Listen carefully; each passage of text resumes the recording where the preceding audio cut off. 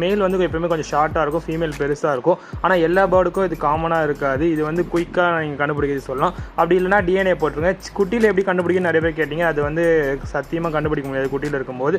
Next இந்த மாதிரி மாற்றி மாற்றி ஃபீட் பண்ண உடனே அதுவே தானாக போயிட்டு எக்லே பண்ணும்.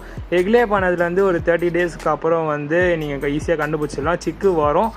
எப்போ ப்ரோ எடுக்கலாம்? 30 டேஸ்க்கு அப்புறமும் பொறிக்கல அப்படின்னா 1 or 2 வீக்ஸ்க்குள்ளே பாருங்கள். அப்பயும் பொறிக்கலன்னா அது கண்டிப்பாக வேஸ்ட் தான். அந்த எக்கை தூக்கி போட்டு நெக்ஸ்ட் கிளச்சுக்காக வெயிட் பண்ணுங்கள். என்ன ப்ரோ எங்கள் பேர்டு வந்து எக்கே லே பண்ண மாட்டேங்குது, ஆனால் ப்ரீட் மட்டும் பண்ணுது அப்படின்னு நீங்கள் சொல்லிட்டு இருந்தீங்கன்னா அதுக்கு வேறு எதுவும் ப்ராப்ளம் இல்லை. கால்சியம் டிஃபிஷியன்சி இருக்கும், இல்லைனா பேர் வந்து இம்மெச்சூர்